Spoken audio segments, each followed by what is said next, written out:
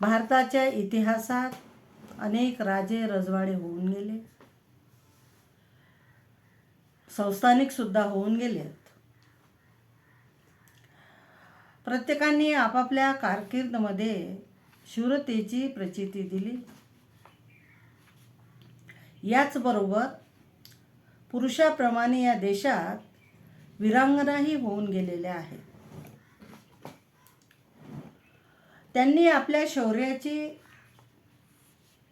आपल्या कर्तृत्वाची प्रचिती दिली आणि इतिहासाने आपल्या पानात त्यांचं नाव सुवर्ण अक्षरामध्ये कोरून ठेवलं.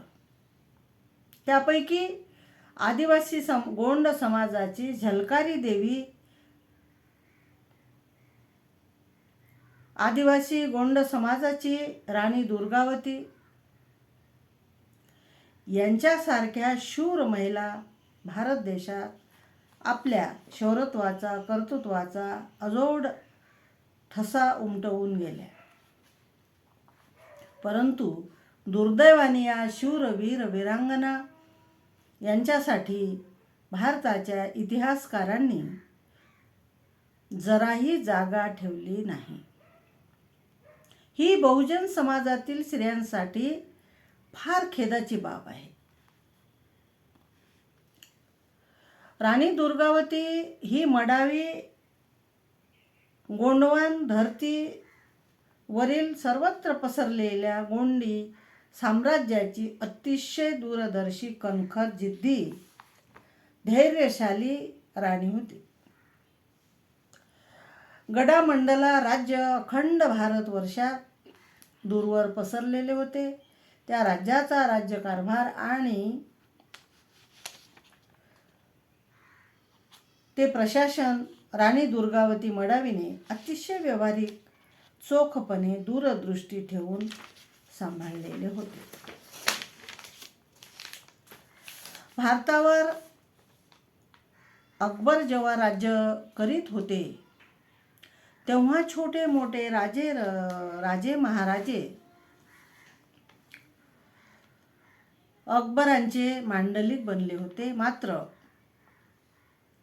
गडामंडला या गोंड राज्याची शूरवती राणी दुर्गावतीने अकबरांचे मांडलिकत्व झिडकारून चोखपणे, निर्भयस्थ होऊन आपल्या गोंड राज्याची महत्तम परंपरा स्वाभिमानाने सुरू ठेवली. भारतवर्षातला फार मोठा कारभार राणी दुर्गावती सांभाळीत होती. आपल्या पतीच्या अकाली निधनामुळे तिला दुःख झाले, परंतु तिने आपले मन न खचू देता उत्तराधिकारी बनून 1141 वर्षाचा गोंड राज्याच्या अधिपत्याखाली असलेला भव्य दिव्य राज्यकारभार अतिशय धाडसीपणाने हातात घेतला. अतिशय धाडसीपणाने घेतलेला राज्यकारभार आणि भारताच्या इतिहासात एका शूरश्रीच्या परिचयाचा नवा इतिहास जोडला गेला. महाराणी राणी दुर्गावतीचा जन्म 5 ऑक्टोबर 1524 मध्ये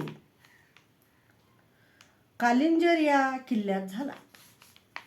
जसा शिवाजी महाराजांचा जन्म शिवनेरी किल्ल्यात झाला.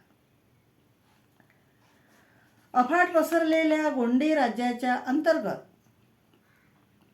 येणाऱ्या महेशाचे जहागीरदार आणि चंदलवंशीय राजा राजपूत कीर्तिसिंह यांची दुर्गावती ही राजकन्या होती. अतिशय शूर, धाडसी आणि जिद्दी असलेली दुर्गा खरे तर नवरात्रात जन्माला आलेली होती आणि म्हणूनच तिचे नाव या नवरात्राचे औचित्य साधून दुर्गा ठेवण्यात आलेले होते. राजा कीर्तिसिंह यांना कन्या दुर्गावती ही एकुलती एक होती, त्यामुळे धनुष्यबाणाचे आणि पूर्ण शास्त्रास्त्र चालविण्याचे परिपूर्ण प्रशिक्षण तिला बालपणीच देण्यात आले होते. तिच्यावर शूरपणाचे संस्कार रुजविण्यात आले होते. तिची जळणघळण त्याच पद्धतीने करण्यात आली होती की जी एका राजपुत्राची करण्यात येत असते. राणी दुर्गावती आपल्या राज्यकारभारात व कर्तृत्वात निपुण होती, त्यामुळे चंदेल वंशीय राज्याच्या ह्या धाडशी कन्येच्या साहसी चर्चा जिकडे तिकडे होऊ लागल्या आणि गोंड राज्याचा राजपुत्र दलपतशाह सम्राट याने 1544 मध्ये वीरांगना राजकुमारी दुर्गावतीशी राजधानी शिंगोर गडावर विवाह उरकून घेतला. एका वर्षाच्या कालावधीत सन 1545 मध्ये या दोघांना पुत्ररत्नाचा लाभ झाला. त्याचे नाव नारायण ठेवण्यात आले आणि लग्न होऊन 4 वर्षातच दलपतशहाचा अकाली मृत्यू झाला. पुढील भाग नंतर क्रमशः.